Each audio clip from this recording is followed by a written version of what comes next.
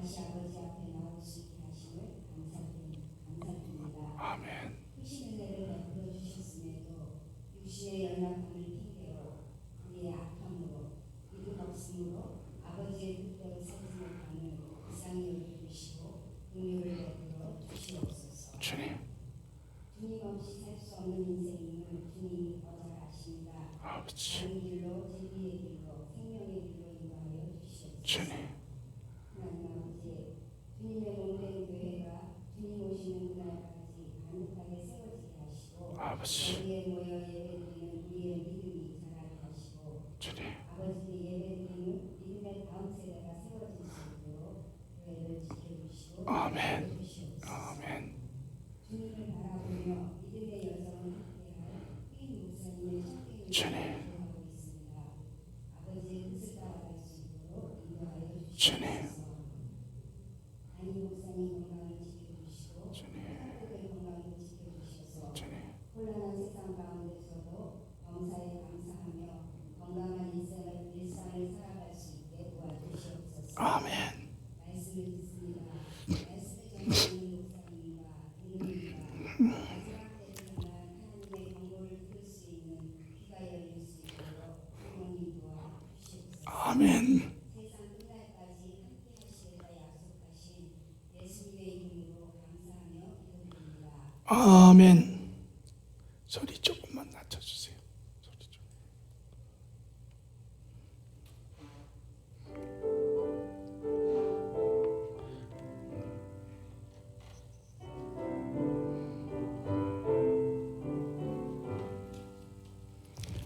변찮는 주님의 사랑, 거룩한 보혈의 공로를 우리 다 찬양을 합시다. 주님을 만나볼 때까지 예수는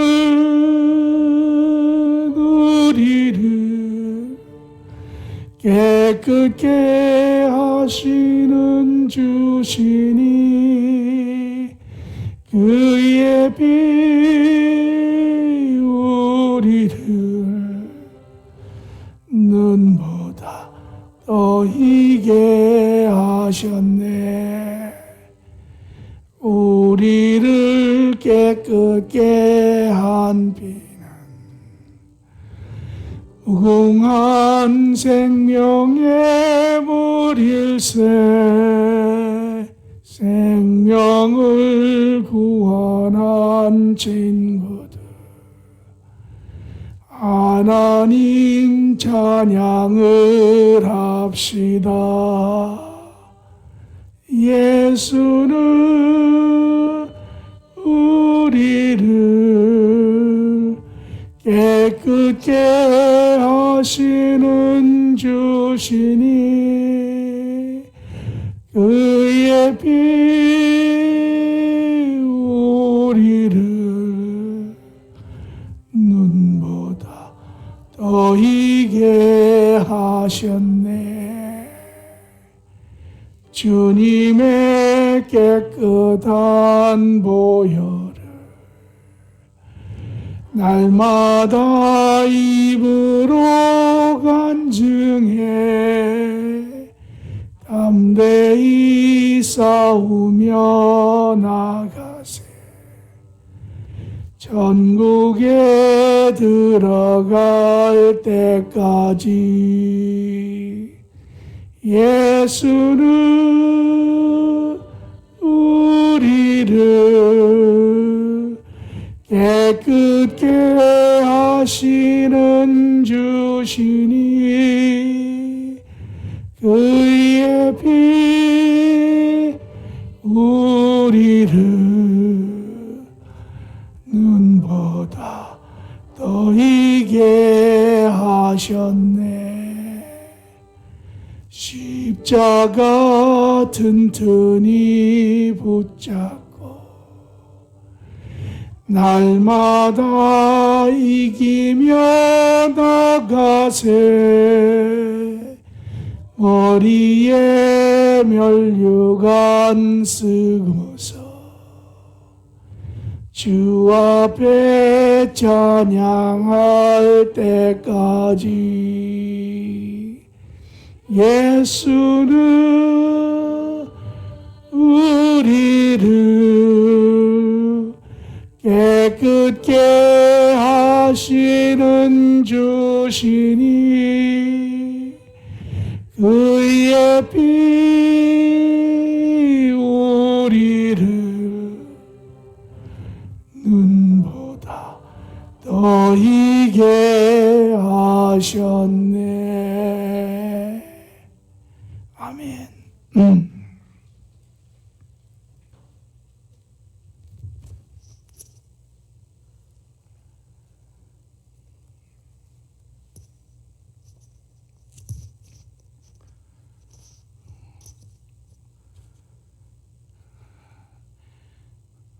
우리는 하나님과 동행하며 사는 자녀들입니다. 하나님 나라에 속한 자들입니다. 이 땅에서부터 영원한 삶을 바라보는 자들입니다. 그러나 세상 가운데 살고 있습니다. 세상은 하나님의 나라와 모습이 다르지요. 우리는 이것을 합쳐서 전체적으로 하나님의 나라가 타락한 모습이다라고 이야기를 합니다. 이것이 우리가 살고 있는 환경이고 문화이고 주변입니다. 옛날에 맹모 삼천이라고 하는 이야기가 생각이 나지요. 그만큼 환경이 여건이 중요한 것입니다. 오늘 교회가 한순간에 신정정치 하나님 중심의 삶에서 세상 중심, 나 중심의 삶으로 떨어지는 것은 한순간의 모습입니다. 오늘 이러한 삶을 살기 위해서 모인 자들이지요. 끊임없이 하나님 안에 바른 교제 안에 살 뿐만 아니라 나아가서 바라기는 그런 이러한 하나님의 나라의 모습이 이 땅에 환경이 되고 문화가 되고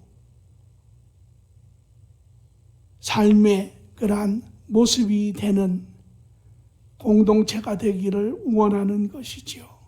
이것이 하나님의 뜻이기도 하고 우리의 뜻이기도 합니다. 오늘 우리에게 가장 중요한 것은 주님이시지요. 오늘도 살아서 만물을 주관하시는 이분, 세상은 이분이 없다고 보이지 아니한다고 부정하고 오늘 인간의 노력으로 하려고 하지만 우리는 살아계신 주님을 알고 그분과 세상 끝까지 가고자 하는 자들입니다. 오늘 이 시간 믿음의 눈이 열리시고 주님과 교제하시고 주의 충만하심을 경험하는 다시금 일어서는 시간 되기를 간절히 축원합니다. 이 시간 우리의 신앙을 고백합니다. 전능하사 천지를 만드신 하나님 아버지를 내가 믿사오며 그 외아들 우리 주 예수 그리스도를 믿사오니 이는 성령으로 잉태하사 동정녀 마리아에게 나시고 본디오 빌라도에게 고난을 받으사 십자가에 못 박혀 죽으시고 장사한 지 사흘 만에 죽은 자 가운데서 다시 살아나시며 하늘에 오르사 전능하신 하나님 우편에 앉아 계시다가 저희로서 산 자와 죽은 자를 심판하러 오시리라. 성령을 믿사오며 거룩한 공회와 성도가 서로 교통하는 것과 죄를 사하여 주시는 것과 몸이 다시 사는 것을 영원히 사는 것을 믿사옵나이다. 아멘.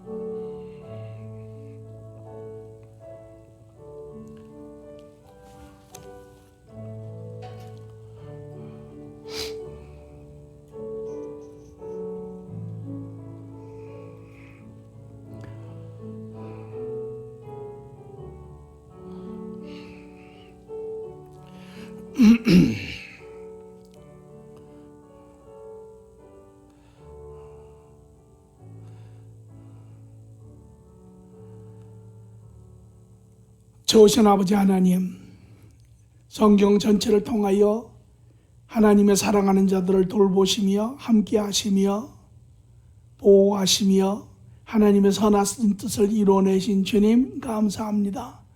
이 시간도 전 세계가 코로나 바이러스로 하나님 생업이 중지되고 하나님 모든 국가의 기능들이 중지되고 하나님 이제까지 우리가 살아보지 못한 새로운 삶의 형태로 바뀌어가는 그러한 가운데 있습니다. 이로 인하여 많은 사람들이 하나님 고충을 겪으며 또 믿음의 사람들이 모이기조차 힘든 와중에 있습니다. 아버지 하나님, 이 시간 특별히 하나님 참으로 주를 사모하여 이 위험 가운데도 모인 이들의 심령을 축복하시고 함께 하시어 하나님 이들을 코로나 바이러스에서 지키시고 하나님 이 시대에 또 하나님의 향한 우리의 관계와 마음을 지키게 도와주시고 나아가서 하나님 이들을 하나님께서 세우셔서 아버지와 세상 가운데서도 살아계신 하나님을 드러내기에 부족하지 않게 하여 주시옵소서. 오늘 예배를 주관하여 주시고 무엇보다도 이 의기소침한 때에 주님께서 심령들을 타치하시고 만나주시고 참으로 기쁨과 충만 가운데 세워서 하나님 이제 주에 대한 지식과 믿음이 자라가게 하시고 그로 말미암아 이제 이것이 우리의 삶의 또한 기준점이 되어 어떠한 삶의 위기도 문제도 참으로 주님을 의지하며 나아갈 수 있는 하나님 믿음의 성숙한 자들 되게 하나님께서 주관하여 주시기를 간절히 원하며 감사하며 예수님의 이름으로 기도합니다. 아멘.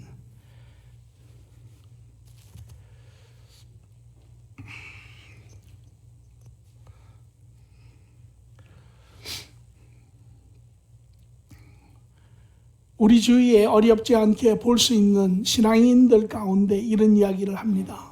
우리는 마지막 때, 환난 때 우리의 믿음을 잘 지켜야 한다. 왜냐하면 환난 후에 주님께서 오시기 때문이라. 이런 이야기를 들을 때 사람마다 반응이 다를 수 있지만 저는 개인적으로 두 가지 이유를 들어 참으로 안타까운 마음을 느낄 때가 있습니다. 첫째는 그들이 하나님의 말씀을 온전히 알지 못하는 것. 물론 그들의 신앙에 퀘스천마크를 다는 것은 아닙니다. 그러나 하나님 말씀을 바로 알지 못하여 그들은 스스로 말하기를 환난을 지나간다라고 하는 이야기들을 하지요. 또 하나는 대부분의 사람들은 환난에 대해서 이야기를 하지만 그 환난의 의미가, 그 환난의 정도가, 그 환난이 어떤 환난인지에 대해서 잘 알지는 못합니다. 그래서 얼른 들으면 우리가 믿음을 굳건히 지켜서 이 환난 때도 잘 이겨나야 한다. 그렇게는 들리죠. 그러나 만약에 그 환난이 어떤 환난인지, 그 환난의 정도가 어떤 것인지 우리가 바로 안다면 우리는 가히 그런 이야기를 하기가 엄두가 나지 않을 수 있습니다. 오늘 저는 여러분과 더불어 주님이 주신 말세 때의 이야기를 우리가 보고 있습니다.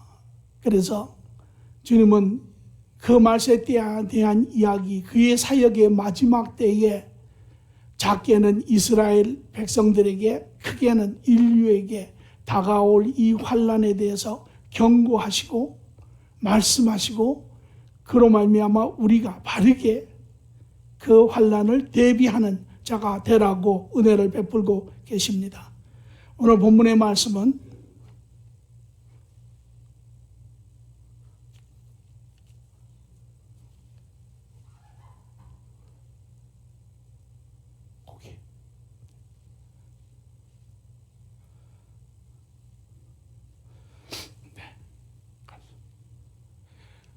마태복음 24장 16절에서 28절의 말씀입니다. 한 절씩 읽도록 하죠. 그때에 유대에 있는 자들은 산으로 도망할지어다. 지붕 위에 있는 자는 집안에 있는 물건을 가지러 내려가지 말며 밭에 있는 자는 겉옷을 가지러 뒤로 돌이키지 말지어다. 그날에는 아이 뵌 자들과 젖먹이는 자들에게 화가 있으리로다. 너희가 도망하는 일이 겨울에나 안식일에 되지 않도록 기도하라. 이는 그때에 환난이 있겠음이라. 창조로부터 지금까지 이런 환난이 없었고 후에도 없으리라. 그 날을 감하지 아니하면 모든 육체가 구원을 얻지 못할 것이나 그러나 택하신 자들을 위하여 그 날을 감하시리라. 그때에 사람이 너에게 말하되 보라 그리스도가 여기 있다 혹 저기 있다 하여도 믿지 말라. 거짓 그리스도를 들과 거짓 선지자들이 일어나 큰 표적과 기사를 보여 할 수만 있다면 택하신 자들도 미혹하리라. 보라 내가 너에게 미리 말하였노라. 그러므로 사람들이 너에게 말하되 보라 그리스도가 광야에 있다 하여도 나가지 말고 보라 골방에 있다 하여도 믿지 말라. 번개가 동편에서 나서 서편으로 번쩍임 같이 인자의 임함도 그리하리라. 죽음이 있는 곳에는 독수리들이 모일 것이니라. 아멘.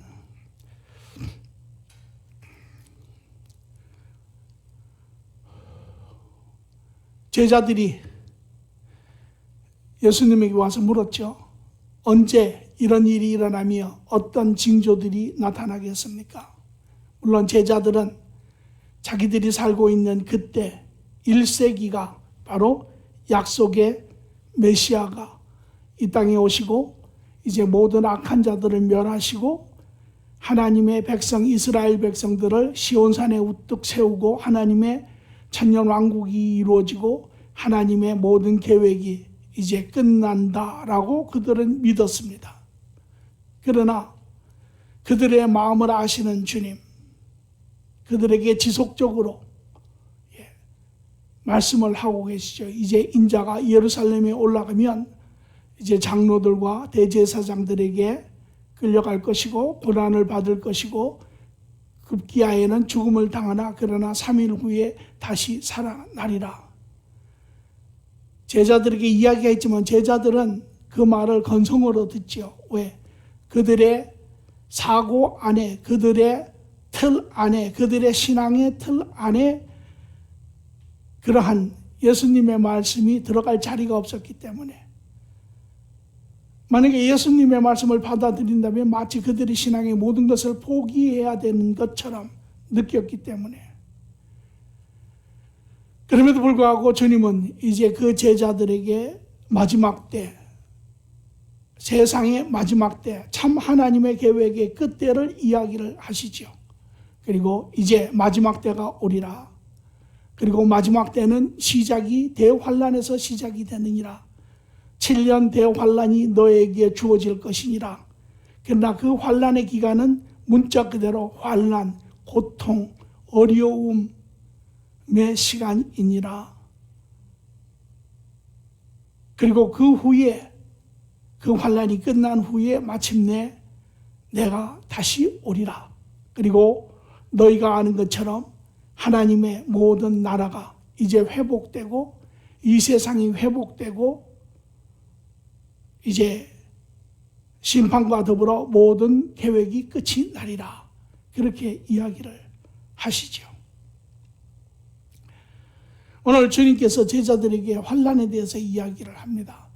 저는 개인적으로 그 제자들이 환난에 대해서 어떻게 들었을지 궁금합니다. 그들의 아마 머리에는 수많은 그러한 아주 뒤범벅이 된 그러한 생각들로 가득하지 않았을까 그렇게 생각을 해요. 물론 우리가 사도행전을 보면 그 후에 성령님이 이제 오신 후에 예수님이 요한복음 14장부터 16장까지 이야기하시는 것처럼 보혜사 진리의 영이 너에게 임하리니 그가 오시면 내가 가르친 모든 것을 너희에게 생각나고 알게 하리라. 그 말씀하신 것처럼 사도행전에 들어와 이 제자들은 이제 성령의 인심 가운데 모든 것이 제자리에 들어가 앉기 시작하며 깨달아지며 이제 하나님의 모든 뜻을 깨달아 알기 시작을 하였죠. 오늘 이 제자들에게 환난에 대해서 세 번에 대해서 이 세 번 이야기를 하시죠. 초기 환난과 중기 환난과 말기 환난, 첫 3년 반 중간에 있었던 사건, 가증한 것이 거룩한 곳에 서는 그러한 사건, 그 후로 말미암아 말기 3년 반의 사건, 환난들을 이야기를 하시고 오늘 우리 제자들에게 함께 또 나아가 모든 세대에게 말씀하시기를 너희는 무엇이라고요? 환난을 피하라. 할 수만 있으면 환난을 피하라 라고 이야기를 하고 계십니다. 마태복음 24장 16절에 보니 그때에 유대에 있는 자들은 산으로 도망할지니라.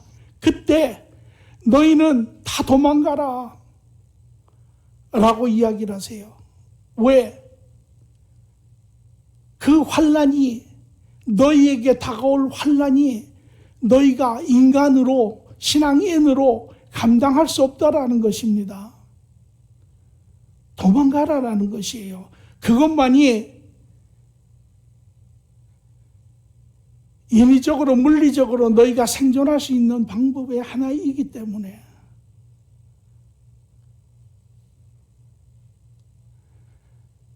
그래서 24장 21절에 보니 그 이유를 설명을 하시는데 그때에 큰 환난이 있겠습니다.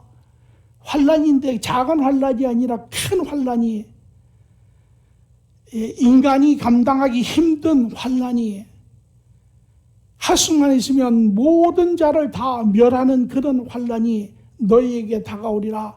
장세로부터 지금까지 이런 환난이 없었고 후에도 이런 환난은 없느니라. 이것이 마지막 환난 때 당하는 환난의 모습입니다. 우리가 이제까지 본 것처럼 좀 더 구체적으로 보면 요한계시록에 하늘에 또 한 이적, 다른 이적이 보이니 보라 큰 붉은 용이 있어 머리가 7이요 뿔이 10이라. 그 여러 머리에 7 왕관이 있는데 그 꼬리가 하늘의 별 3분의 1을 끌어다가 땅에 던지더라. 용이 해산하려고 하는 여자 앞에 그가 해산하면 그 아이를 삼키고자 하더니 여자가 아이를 낳으니 이는 장차 철장으로 만국을 다스릴 남자라. 그 아이를 하나님과 그 보좌 앞으로 올려가더라. 그 여자가 광야로 도망하며 거기서 1260일 동안 그를 양육하기 위하여 하나님께서 예비한 곳이 있더라. 이것은 하늘에 타락된 천사와 인간의 관계를 이야기합니다. 우리가 아는 것처럼 천사장 루시퍼라고 하는 자가 교만하여져 하나님께 죄를 짓고 그가 악으로 변하지요. 그것이 악의 근원이 됩니다. 그리고 그가 이제 하나님으로부터 대적하는 자가 되고 하나님을 대적하고 하늘로부터 쫓겨나지만 쫓겨날 때 별의 3분의 1, 천사의 3분의 1을 타락시키는 그러한 막강한 힘을 가지고 있는 자입니다. 그리고 그가 이제 대기권에서 내려와서 그가 하고자 하는 일은 하나님을 싸워서 이길 수는 없지요. 그가 할 수 있는 가장 고통스러운 일은 하나님의 자녀들을 넘어뜨리는 것입니다. 그래서 그가 제일 먼저 한 것이 무엇이냐면 보니까 여자가 아이를 배웠는데 여기에 그 아이가 누구입니까? 바로 보니까 이 세상을 다스릴 아이라. 만국의 그 아이를 이제 죽이려고 하지요. 그랬더니 그 여자가 광야로 도망을 한다. 그리고 광야에서 3년 반 그를 양육하기 위해 하나님이 예비하신 곳이 있더라. 예수 그리스도를 죽이고자 하는 이제 실질적인 이 땅의 사건들이 수많은 사건들이 있습니다. 우리가 성경을 보면 예수님이 태어날 때 예수님을 죽이고자 하는 첫 번째 사건이 헤롯 왕이죠. 베들레헴의 2살 이하의 나중에 그래서 2살 이하의 모든 아이들을 다 죽이는 사건이 있습니다. 우리가 인간적으로 볼 때는 질투로 욕심으로 그랬다. 그러나 우리가 말씀을 중심으로 하여 보면 그것이 단지 인간의 욕심과 질투만이 아닌 것을 우리가 볼 수 있습니다. 뿐만 아니라 예수님이 3년 사역을 하시는 동안에도 수많은 죽음의 고비가 있었습니다. 나사렛에서 말씀을 전할 때 그의 본향 사람들이 저가 누구냐? 저가 요셉의 자식이 아니냐? 그리고 그를 끌고 가서 낭떠러지에 떨어뜨리려고 할 때 예수님께서 피해 가시는 장면이 있지요. 또 뿐만 아니라 이 유대인의 종교 지도자, 하나님의 택함을 받은 사람들 중에 지도자가 되는 이들이 시시탐탐 예수 그리스도를 죽이려고 그 기회를 찾았지만 그들이 죽이지 못했습니다. 죽일 수 없어서 못 죽였습니까? 힘이 없어서 못 죽였습니까? 사람이 없어서 못 죽였습니까? 아닙니다. 죽일 수 있는 수많은 기회가 있었지만 그들은 죽일 수 없었습니다. 하나님께서 그를 지키고 계셨기 때문에 그렇죠. 그러나 이제는 지금은 이야기가 다릅니다. 예수님께서 이제는 예루살렘에 가시며 인자가 죽으리라. 왜?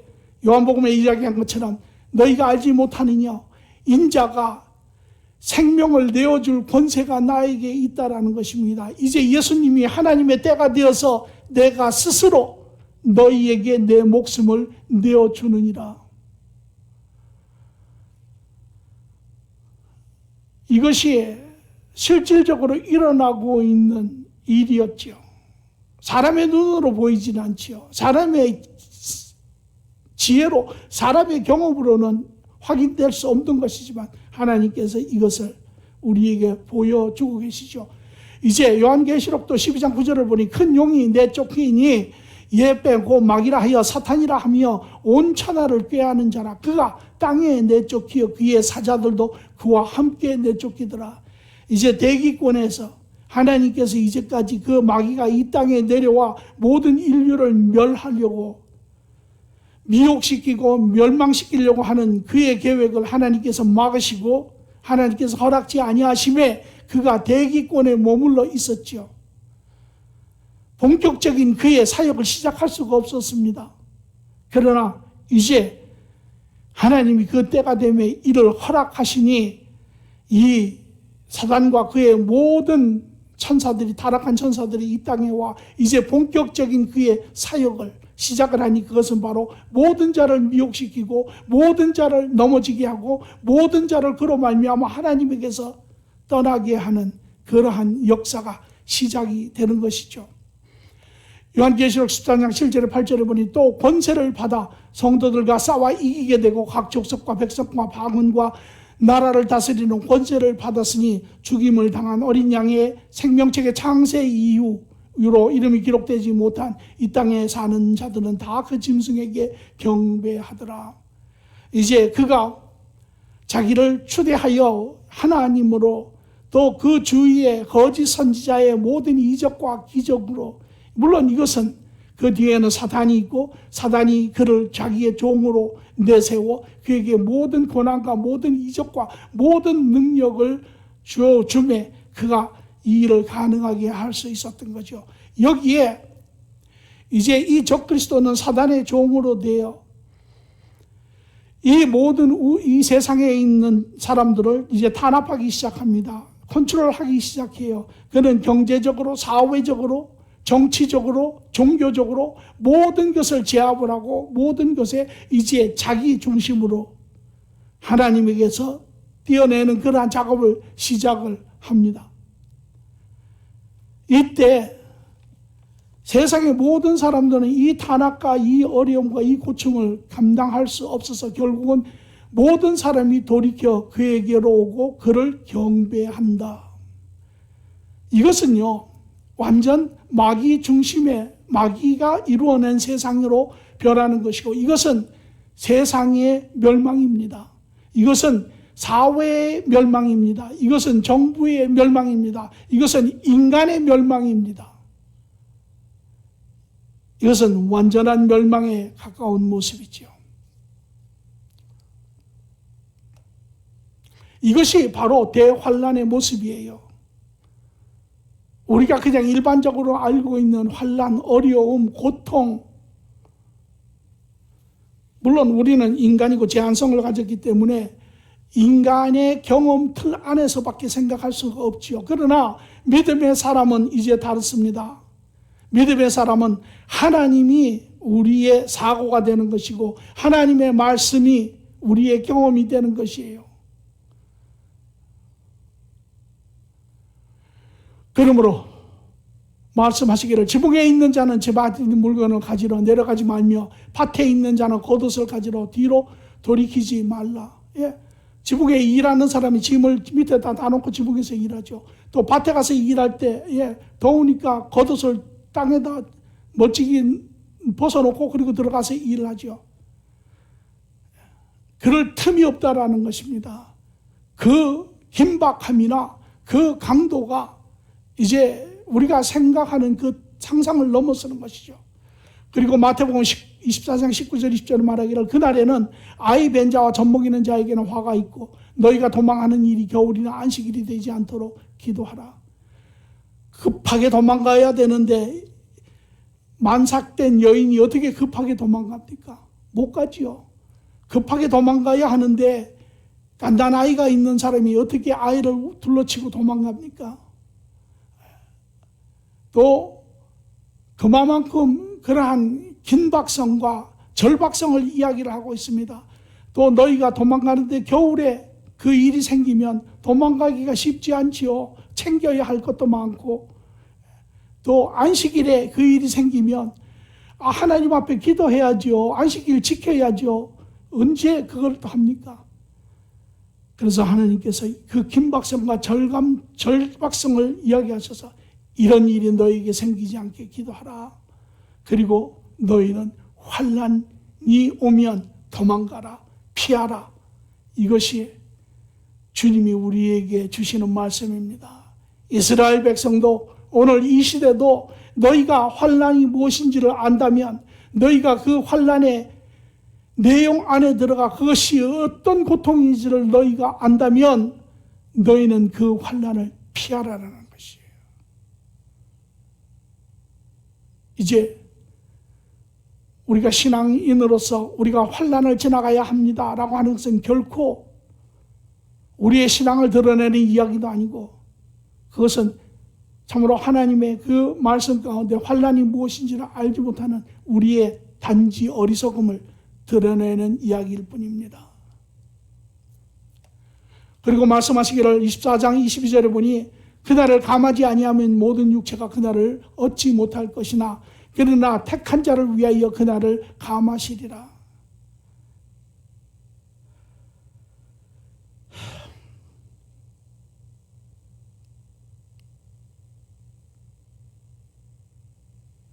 이 말씀은 우리가 얼른 들으면 하나님께서 마지막 때에 시간을 좀 줄여서 오시겠다. 여러분 가운데 그렇게 생각하시는 분들이 있을 수 있어요. 그러나 그렇게 하면 우리가 금방 물어야 하는 질문 중에 하나는 그러면 하나님이 절대전능하신 하나님이 아니죠. 하나님이 그때 가서 그날을 좀 줄여야 되겠다 하면 그거는 하나님의 속성과 맞지 않죠. 하나님은 알파와 오메가고 시작과 끝이고 시작의 끝을 보시는 분이시고 이 모든 것을 한꺼번에 보시는 분인데 그분이 그때 가서 그러면 내가 5일 줄여주마 라고 하는 것은 이야기가 안 맞는 이야기입니다. 이야기는 그 이야기라기보다는 환난 가운데 도우시는 하나님의 섭리를 우리가 보아야 하는데요. 요한계시록 13장 5절에 보니 또 짐승이 과장하여 신성한 모독을 말하는 입을 가지고 있는데 42달 동안 일할 권세를 받더라. 42달, 3년 반 동안 일할 수 있는 권세를 하나님이 허락하셨어요. 하나님의 계획 가운데, 완전한 계획 가운데, 완전한 지식 가운데. 그리고 하나님이 내가 42달 권세를 주었는데 너 환난이 너무 심하고 내 백성들이 너무 괴로워하니 내가 반년만 마지막에 빼자. 그러시겠어요? 그거는 우리가 하는 것이죠. 이 모든 것을 아시는 하나님께서 3년 반의 시간을 마지막 후 3년 반을 주신 거예요. 여기에는 이미 이 하나님의 모든 것이 들어가 있죠. 왜? 그 마지막이 3년 반이 아니라 5년이 될 수도 있고 7년이 될 수도 있고 10년이 될 수도 있죠. 그러나 그것을 보신 하나님은 만약에 5년을 한다든지 10년을 한다면 살아남을 자가 아무도 없는 것입니다. 그래서 하나님이 정하신 가장 짧은 시간이 3년 반이세요. 또 요한계시록 10장 14절을 보니 그 여자가 큰 독수리의 2날개를 받아 광야 자기 곳으로 날아가 거기서 그 뱀의 얼굴을 피하며 한때, 두때, 반때 양육을 받으니 한때 1 더하기 2 더하기 반이 얼마입니까? 3년 반이죠. 3년 반을 하나님께서 또 돌보신다라는 것이에요. 기간도 하나님께서 가장 짧은 시간, 그러나 그 시간 짧지만 너무 짧지 않은, 짧지만 길지 않은, 인간이 감당할 수 있는 이 3년 반이라고 하는 시간의 의미는 다할 수는 없습니다. 우리가 야고보서에도 보면 엘리야가 하나님 앞에 기도를 하니 3년 반 비가 안 왔죠. 그 당시에 이스라엘 백성들이 하나님을 버리고 아세라 또 바알 신들을 섬기며 그 당시에 바알 성전이나 이스라엘 전체가 바알 선지자들로 가득하였을 때 엘리야가 가멜산에서 그들과 일전을 할 때 우리가 내용을 잘 알지요. 그때 하나님 앞에 기도할 때 하나님이 3년 반 하늘문을 닫으시고 비가 오지 않았습니다. 3년 반 비가 오지 않았는데 어떻게 살았을까요? 아마 인간의 방법으로는 불가하였겠죠. 그러나 하나님이 그 가운데서도 죽을 자를 죽게 하시고 살 자를 도우셔서 하나님께서 그들을 살리셨고 보호하셨고 그 후에 다시 기도하니 비가 하늘문이 열렸지요. 이 3년 반의 같은 숫자가 여기서도 나옵니다. 제가 보기에는 아마 인간이 하나님의 도움을 받고 이 땅에서 견딜 수 있는 그러한 어떠한 영역의 숫자와도 관계가 있지 않는가 그렇게 생각을 해요. 그러나 중요한 것은 하나님 말씀하시기에 인간이 이 환난 가운데 버텨낼 수 있는 시간이 가장 짧은 시간이 3년 반의 시간인 것을 볼 수 있습니다. 그리고 그들을 하나님께서 도우시는데 그냥 내버려두면 3년 반 동안 그들이 버텨나겠습니까? 그들이 모든 영역에서 이제 적그리스도는 한 가지의 목적, 그리스도가 이 땅에 오기 전에 모든 하나님의 백성들을 그리스도로 미혹하여 그리스도에게 떨어지게 하고 그렇지 않은 자는 이제 모두 멸하는 것이 이들의 유일한 뜻인데 그냥 놔두면 정치적으로도 경제적으로도 사회적으로도 모든 사람들이 종교적으로도 미혹하는 자가 들끓고 종교적으로도 또 배교하는 자들이 들끓고 나가서 사회적으로도 모든 집단에서 감시하고 경제적으로도 이제 666이라고 하는 이런 숫자의 제조로 생존할 길이 발붙일 곳이 없는 이런 때에 하나님이 도우시지 않으면 그들이 아무도 살아날 수가 없죠. 다니엘 12장 1절에 보니 그때에 너의 백성을 지키는 위대한 천사장 미가엘이 나타날 것이라. 그리고 나라가 생긴 뒤로 그때까지 없었던 어려운 때가 올 것이라. 그러나 그때에 그 책에 기록된 너의 백성은 모두 피하게 될 것이다 라고 이야기를 하게 하나님의 초능력적인 그러한 은혜와 능력으로 그들을 지켜나가시는 것을 볼 수 있습니다. 뿐만 아니라 요한계시록 12장 11절을 보니 또 우리 형제들이 어린 양의 피와 자기들이 증거하는 말씀으로서 그들을 이겼으니 그들은 죽기까지 자기의 생명을 아끼지 아니하였도다. 이러한 하나님의 도움 가운데 이들은 그들의 신앙을 지키고 그들의 신앙을 저버리지 아니하고 그들의 적그리스도에게 굴복하지 아니하고 이들은 결국은 신앙의 절개를 지켜 많은 자들이 순교자들이 그 가운데 나오는 것을 볼 수 있습니다.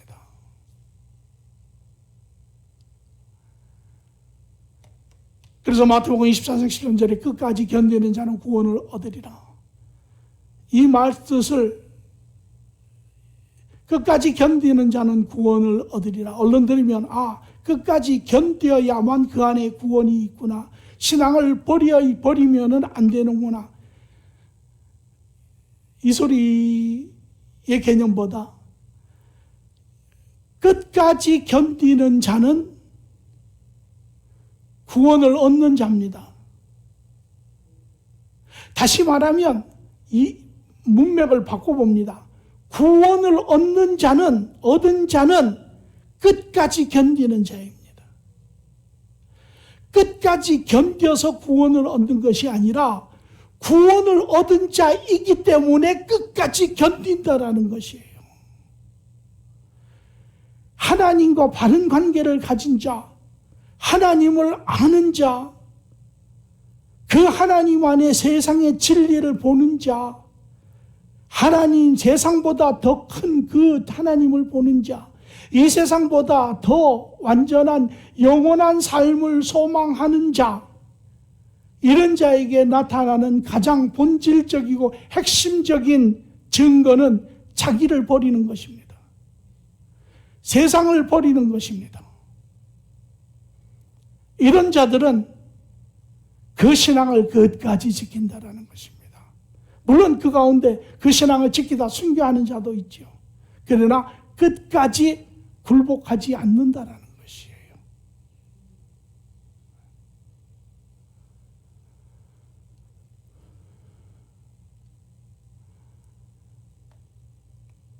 환난 때 너희는 피하라.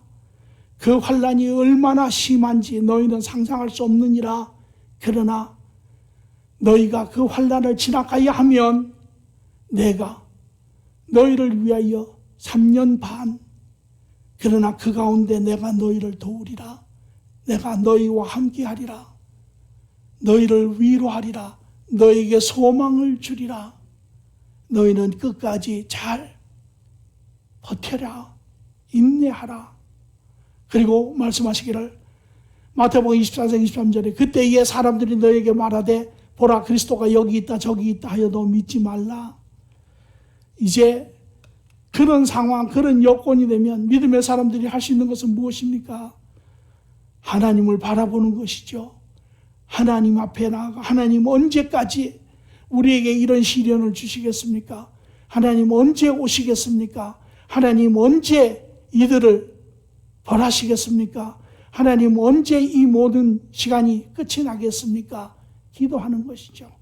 이때 도처에서 적그리스도들이 이제 나타납니다.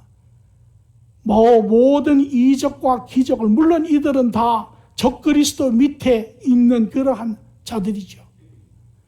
각자가 이런저런 그러한 이적과 기적과 능력을 받아서 각가지의 일들을 합니다. 요새도 보면 저 남미에서 마리아 상에서 눈에서 눈물이 흐르고 이런 수많은 이적과 기적들이 나타나고 사람들이 그것을 보고 많은 사람들이 미혹이 돼서 여기에 하나님이 계신다라고 이야기를 합니다. 그때도 많은 사람들이 그렇게 그 고통 가운데 그 어려움 가운데 간절하게 기다리는 그들에게 마치 지푸라기라도 잡는 그러한 심령으로 그런 하나님을 기다릴 때 이곳저곳에서 많은 그러한 초자연적인 그러한 증거들이 나타납니다. 그때 이들 중에 돌이키는 마음이 들죠. 여기에 하나님이 계신가? 여기에 우리의 구원이 있는가? 이러한 그들을 넘어뜨리려고 하는 이러한 적그리스도의 관계에 주님께서는 뭐라고 이야기하시냐면 마태복음 24장 26절에 그러면 사람들이 너에게 말하되 보라 그리스도가 광야에 있다 하여도 나가지 말고 보라 그가 골방에 있다 하여도 믿지 말라. 왜? 그리스도는 그렇게 오시는 분이 아니기 때문에 그렇습니다. 그리스도는 마지막 때 오실 때 어떻게 오십니까? 그는 번개가 동편에서 나서 서편까지 번쩍인 것 같이 인자의 임함도 그러하니라. 여러분, 번개가 동쪽에서 우리가 보지 못하는 동쪽에서 치면 서쪽에 있는 우리가 그 번개의 모습을 봅니다. 이와 마찬가지로 예수님이 오실 때는 이렇게 골방에서 어느 한 지역에서 어떤 이적과 기적을 행하는 그런 모습으로 그런 풍문으로 오시는 분이 아니라 이제 이분이 오실 때는 조용히 살며시 오시는 분이 아닙니다. 이제 이분이 오실 때는 모든 창조주로 이 땅의 주인으로 그의 모든 영광과 그의 모든 왕권으로 인자가 큰 권능과 영광에 쌓여 이제 인간으로 오시는 하나님이 아니세요. 이제는 그의 모든 것을 드러내시면서 오시는 하나님이세요. 하늘 구름을 타고 오는 것을 보게 될 것이라. 제자들이 묻습니다. 감림산에서 하늘로 승천하신 주님을 볼 때 천사가 나타나 말하기를 미리 이야기하죠. 유대인의 갈릴리 사람들이여, 너희는 왜 그렇게 쳐다보느냐? 그가 가신 그대로 너희에게 오리라. 그는 이제 하늘의 모든 영광을 누리시며 모든 것을 드러내시며 이 땅에 오십니다. 예수님이 이 땅에 오실 때 광야에서 사단에게 시험을 당할 때 사단이 예수님에게 두 번째 시험이 이것이에요. 왜 저 위대한 성전에서 뛰어내려서 모든 사람들이 보게 하고 그럴 때 하나님께서 너를 도와서 다치지 아니하게 하면 모든 사람들이, 유대인들이 다 너를 믿지 않겠느냐? 그러나 주님은 영광의 주로 오신 주가 아니에요. 그때는 인간의 죄를 담당하러 오신 섬기는 주님으로 오셨죠.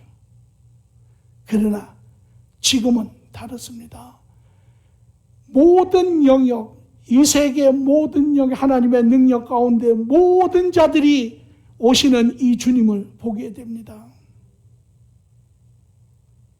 그러므로 여기에 그리스도가 있다, 저기에 그리스도가 있다, 누가 이런 일을 하더라, 누가 저런 일을 하더라, 누가 거기에 하나님의 이적과 기적을 보라, 그것이 아닙니다.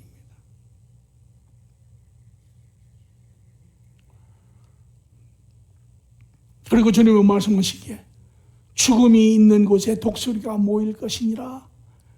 24장 28절에. 아니 왜 여기에 이런 이야기가 나옵니까? 여러분, 사체가 있는 곳에 우리가 보면 독수리가 모이죠.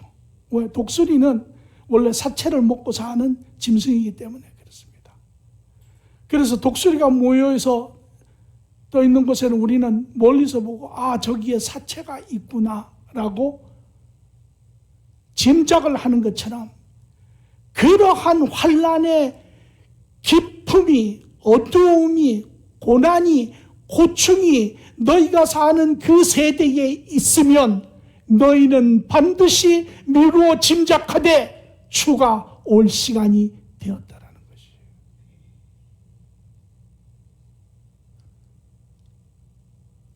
우리가 마치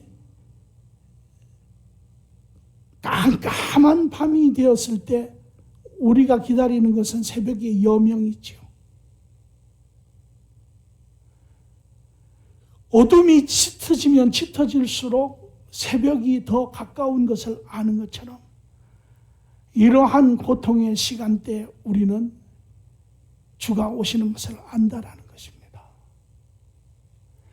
이것이 마지막 환난 때의 참모습입니다. 그러면 주님은 우리에게 말하기를 너희는 환난을 피하라.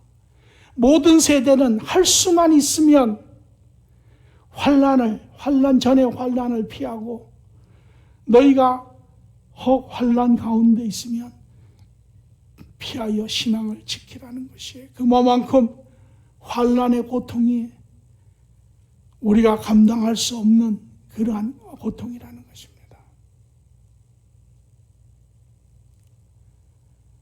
오늘 우리 여러분 가운데 이미 하나님을 알고 하나님과 교제가 이루어지고 하늘나라에 속하고 하나님과 동행하며 천성을 향해 가는 성도들은 그 안에 기쁨이 있을 것입니다. 우리는 저 환난을 거쳐가지 않아도 되는구나. 맞습니다. 우리가 하나님 앞에 너무도 감사해야 할 제목이기는 합니다.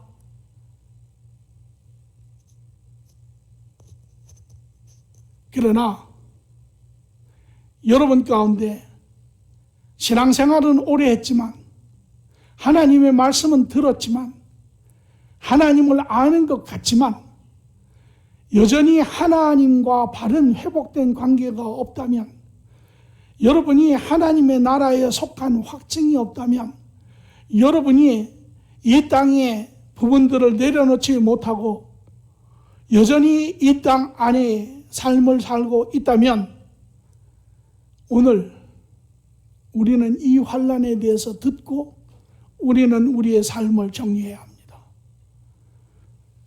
주님께서는 이 환난이 전에 우리에게 이 말씀을 주시며, 지금이 바로 환난을 피할 때입니다.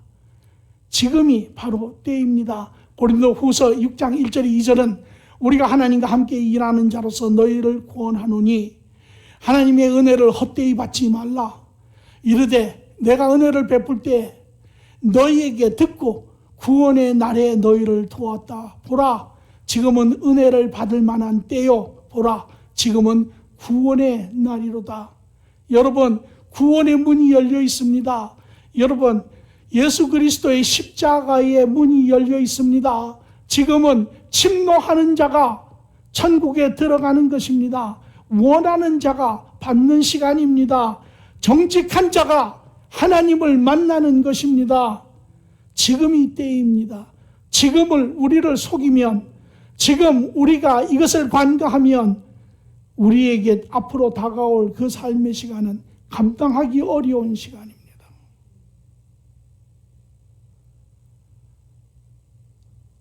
어떻게 환난을 피할 수 있을까요? 요한복음 5장 24절에 보니 내가 진실로 너희에게 이르노니 내 말을 듣고 또 나를 보내신 이를 믿는 자는 영생을 얻었고 심판에 이르지 아니하나니 사방에서 생명으로 옮겨졌느니라. 이 세상의 유일한 환난을 피하는 길은 바로 오직 우리의 죄를 위해 죽으신 예수님이십니다. 예수님 그분만이 우리를 구원하실 수 있는 분입니다. 오늘 저는 이 시간이 우리 모두에게 점검하고 스스로에게 바르고 나를 아는 시간이 되기를 바랍니다.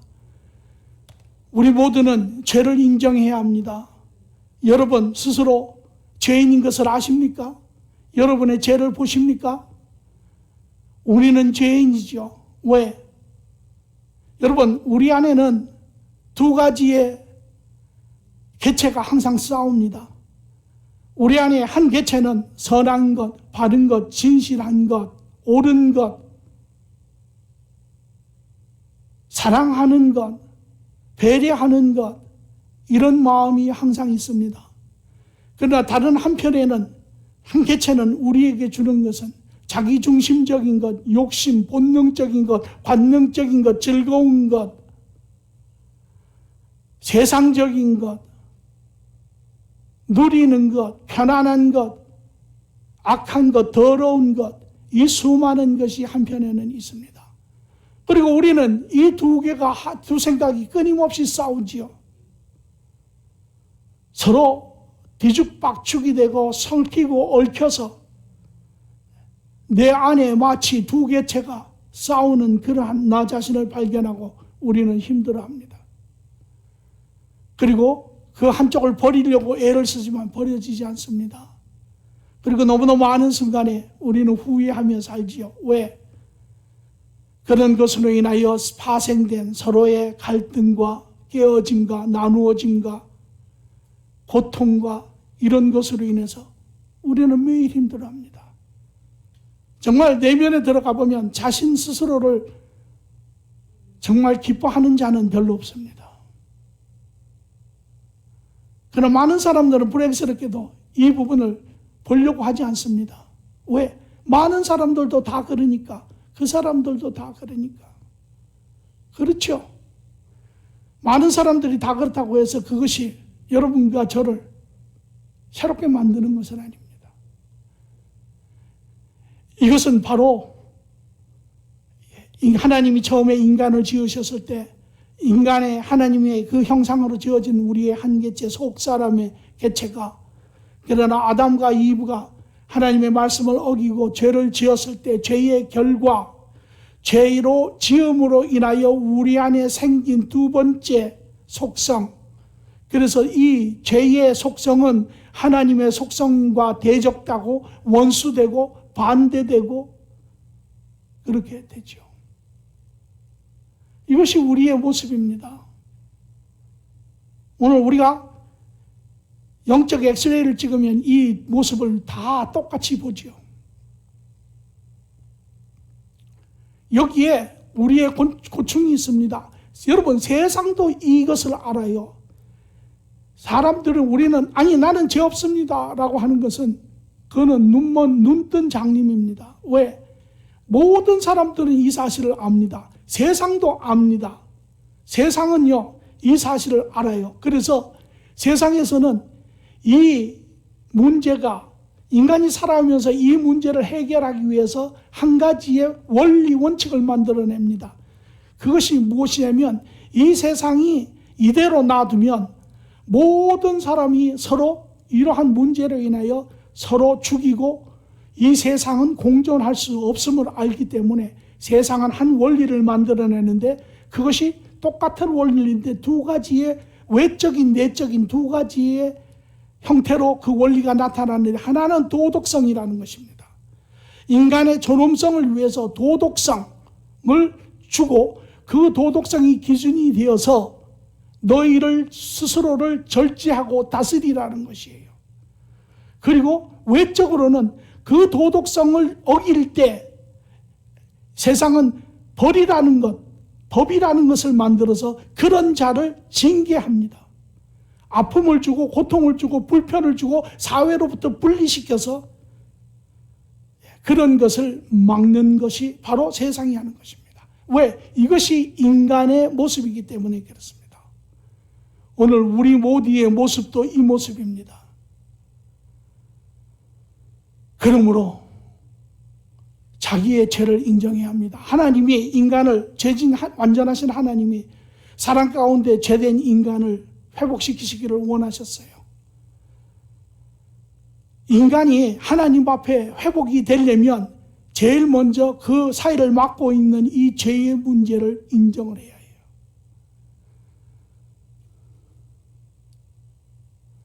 사도행전 2장 37절 38절에 우리가 어찌할꼬 하거늘 베드로가 이르되 너희는 회개하여 각각 예수 그리스도의 이름으로 세례를 받고 죄사함을 받으라. 그리하면 성령의 선물을 받으리라.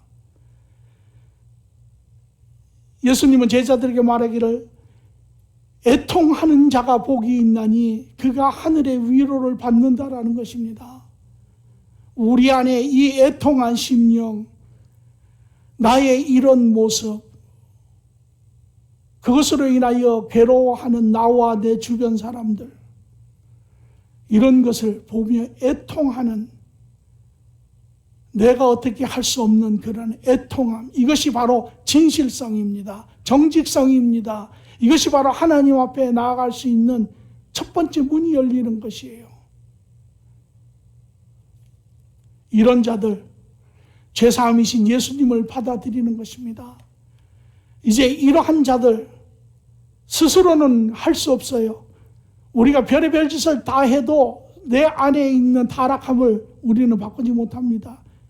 악함을 가지고 있는 자, 자기가 아무리 애를 쓰고 입에 재갈을 물려도 그 악함이 입으로 자꾸 표시되죠. 타락성을 가진 자, 자기가 자기를 묶으려고 해도 자기의 삶을 통하여 그것이 다 드러납니다. 내가 할 수 없어요. 이것을 아시는 하나님이 예수 그리스도를 이 땅에 보내시고 그를 대신, 우리를 대신하여 인류의 모든 죄를 지불하시기 위해서 십자가에서 그 목숨을 뺏으셨죠.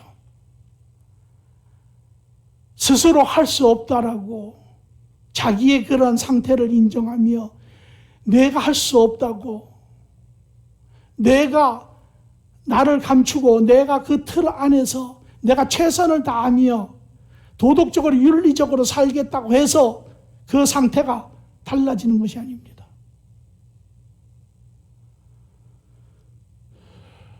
이런 주님 앞에 갈 때 로마서 6장 6절에 7절에 말씀하신 것처럼 우리가 알거니와 우리 옛사람이 예수와 함께 십자가에 못 박힌 것은 죄의 몸이 죽어 다시는 우리가 죄의 종로로 타지 아니하려 함이니 이는 죽은 자가 죄에서 벗어나 의롭다 하심을 얻었습니다. 그 주님 앞에 갈 때 주님을 영접한다고 하는 것은 주님과 함께 세례를 받는 것, 세례를 받는다고 하는 것은 그분과 함께 죽는 것입니다. 내 육신이 죽는 것이에요. 그럴 때 내 모든 죄가 사하여지고 이제 이럴 때 우리는 성령으로 거듭날 수 있죠. 이러한 그리스도로 말미암아 우리의 죄가 모든 것이 사하여졌을 때 하나님과 우리 사이를 막고 있는 벽이 무너지고 하나님이 우리와의 관계 회복의 확증으로, 증평으로, 인증으로 하나님의 성령이 우리 안에 들어오시면 이제 이 성령이 우리를 새롭게 하시지요. 로마서 8장 9절 10절 보니 너희 속에 하나님의 영이 거하시면 너희가 육신에 있지 아니하고 영에 있나니 누구든지 그리스도의 영이 없으면 그리스도의 사람이 아니라 또 그리스도께서 너희 안에 계시면 몸은 죄로 말미암아 죽은 것이나 영은 의로 말미암아 살아있는 것이니라. 성령이 우리 안에 들어오면 우리의 타락한 육신, 죄성은 여전히 죽을 때까지 우리가 이 육신을 입고 있기 때문에 존재하지만 그러나 나와 동행하시는 그 하나님, 그 하나님이 시간마다 우리를 도우시는, 함께 하시고 하나님의 능력으로 우리를 덧입혀서 우리로 하여금 죄를 깨닫게 하시고 우리로 하여금 죄로부터 결단하게 하시고 우리로 하여금 죄로부터 돌이킬 때 하나님의 능력으로 그 죄의 능력을 깨뜨리시는 역사가 실질적으로 일어나는 것입니다. 그것이 성화지요. 이런 자 바로 하나님 앞에 새로운 피조물로 서 있는 자입니다. 그런즉 누구든지 그리스도 안에 있으면 새로운 피조물이라. 이전 것은 지나갔으니 보라 새 것이 되었도다. 고린도 후서 7장 11절의 말씀입니다. 오늘 우리 모두에게 환난이 오기 전에 은혜의 시간에 스스로의 하나님과의 관계를 다시 확증하시고 진실하시게 하나님과 회복된 관계 안에 있는 자들 감사하시고 하나님과 지속적으로 은혜 가운데 동행하시고 그러나 하나님에 대한 확증이 없으신 분 오늘 진실하게 다시 하나님 앞에 우리는 나와야 합니다. 오늘 주님은 우리 앞에 이 모든 것을 이미 선포하셨습니다. 우리 모두는 들은 자가 되었습니다. 우리 모두는 다 피할 수 없는 위치에 있는 자들입니다.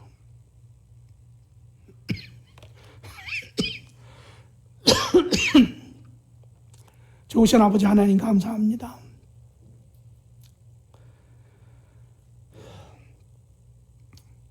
우리 인생에 다가올 일들을 미리 우리에게 보게 하시고 듣게 하시고 알게 하시고 그로 말미암아 준비하시게 하시는 주님 감사합니다. 이 은혜의 때를 아직도 허락하시고 이 환난을 피할 수 있는 길을 우리에게 보여주시니 주님 감사합니다. 아버지 하나님 이 시간 성령님께서 가게 된 심령들을 특별히 타치하시고 성심령들이 깨어나게 하시고 하나님 그 심령 가운데 우리 모두가 애통해하는 마음이 있게 하시고 그로 말미암아 하나님 안에 참으로 그리스도로 인하여 참으로 온전한 안식을 누리며 확신 가운데 일어서는 시간 되게 하나님 은혜 가운데 주관하여 주시옵소서. 감사함이 예수님의 이름으로 기도합니다. 아멘.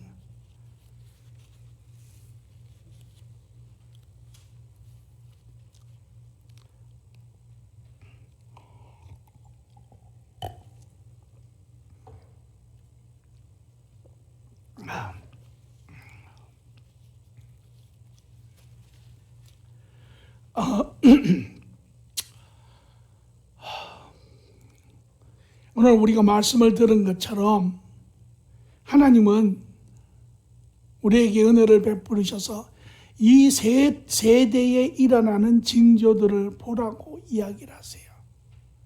우리는 하나님 말씀을 통해서 그 징조를 볼 수 있는 자들입니다. 오늘 여러분 이 세대를 통해서 무엇을 보세요? 무슨 일이 세상에 일어나고 있습니까? 하나님의 어떤 계획 가운데 이런 일들이 일어나고 있습니까? 오늘 보셔야 합니다. 오늘 지금 저에게 느껴지는 것은 축이 하나가 이렇게 흔들리는 것과 같은, 우리가 지금 우리 세대가 현재 젊은 세대를 보면 한 20, 30년 전에 우리 삶을 뒤돌아보면 얼마나 많이 변했습니까? 너무너무 많이 변했죠. 세상 안의 문화도 삶도 너무너무 많이 변했습니다.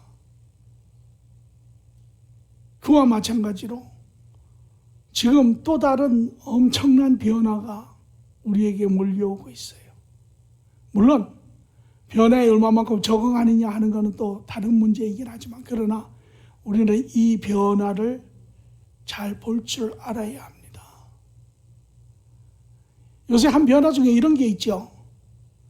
요새 세대는 그 변화 중에 결과가 무엇이냐면 백화점들이 다 문을 닫고 있습니다.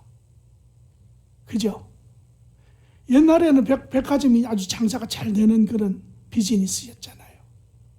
그런데 요새는 백화점이 크고 작고 뭐 비싸고 안 비싸고 관계없이 백화점은 지금 대부분 다 문을 닫고 있습니다. 왜? 사람들의 쇼핑하는 패턴이 달라졌어요.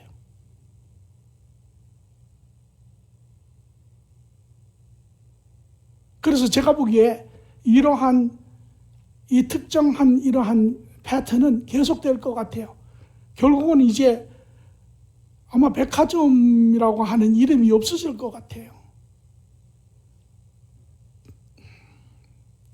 그럼 이제 옛날에 백화점이라는 게 있었는데 이렇게 되는 거죠. 그렇듯이 지금 우리의 삶의 패턴이 많이 지금 달라지고 있습니다. 특히 신앙의 패턴도 그와 흡사하게 변해가고 있는 것 같습니다. 여러분들이 잘 지켜보시기 바라요.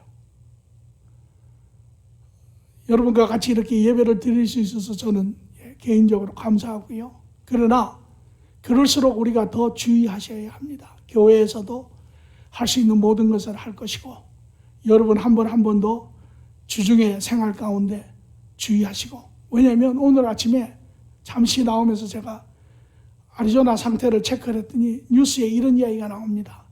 아리조나는 지금 확진자가 가장 많아서 4명 중에 한 사람이 확진자이다. 25%라고 이야기합니다. 오히려 뉴욕은 1.1%예요.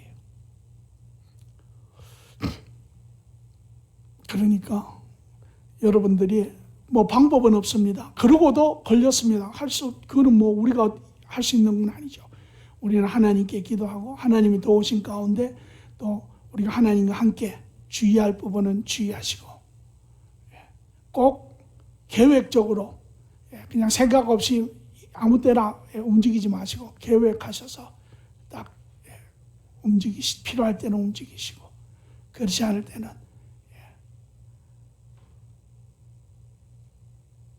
그리고 또 몸이 안 좋은 그런 징조가 있으면 당연히 집에서 격리하시고 그렇게 하시기 바랍니다. 이상입니다.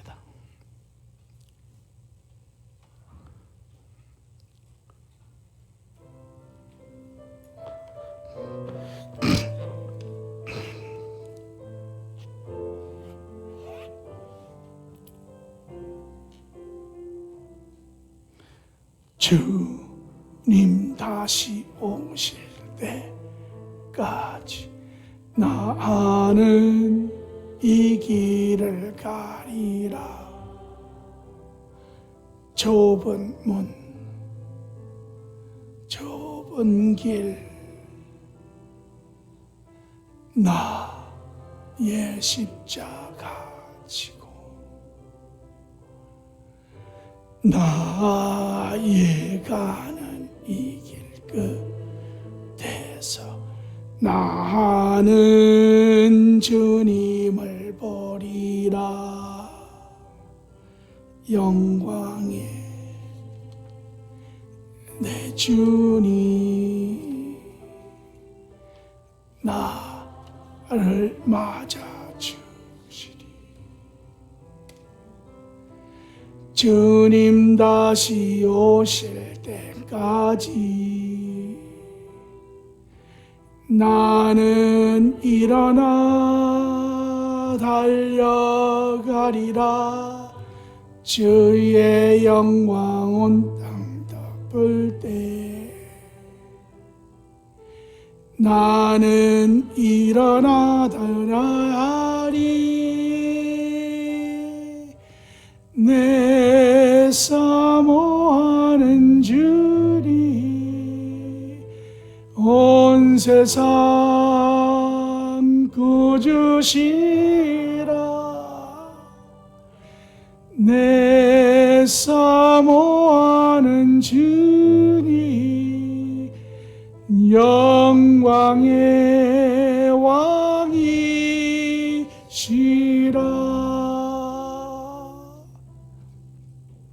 이제는 우리 주 예수 그리스도의 십자가의 그 신은혜와 아버지 하나님의 극진하신 사랑과 성령님의 동행 주관하심이 오늘 우리의 미래의 환난의 말씀을 들으며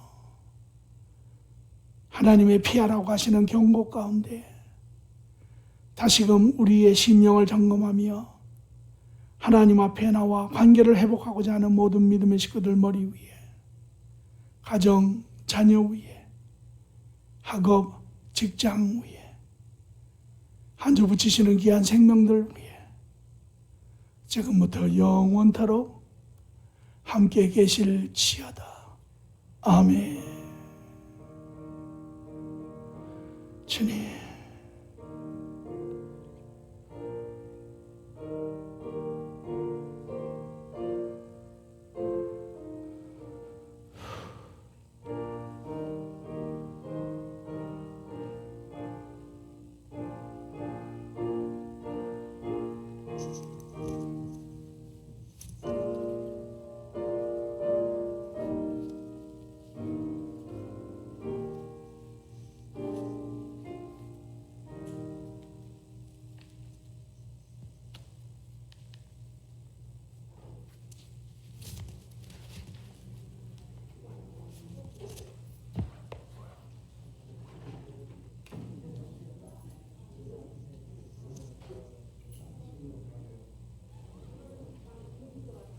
사십사.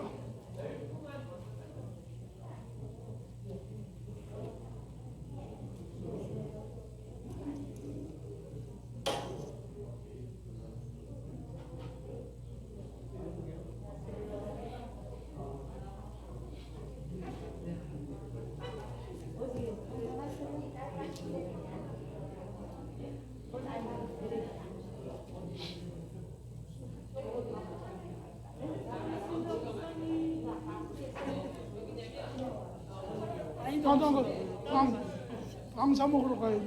아유, 사 먹지 마세요. 몸에 안 좋아요. 기름도 제대로 안 깔고. 진짜?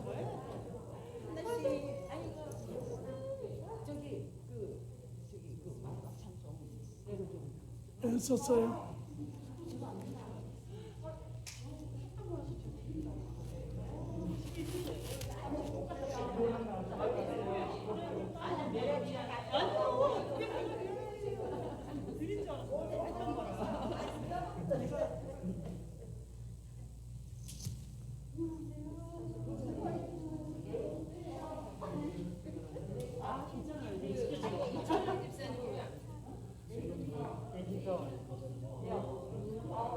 삼 개월, 첫 3개월.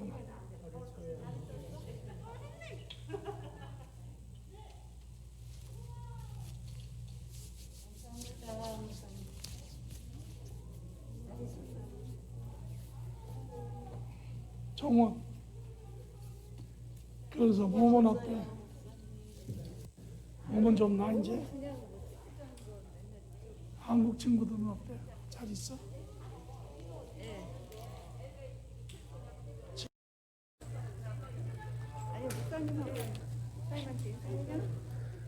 아니야, 나도. 아니 같이 예배 드리느라고. 나도 지금 시간이 몇 시인데 새벽 4시인데 지금. 오시라고 그러셨어? 오시라고 그러셨어? 최.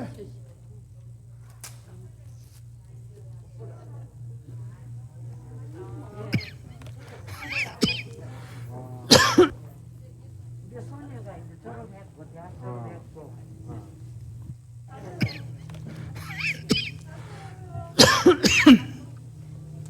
좋으신 아버지 하나.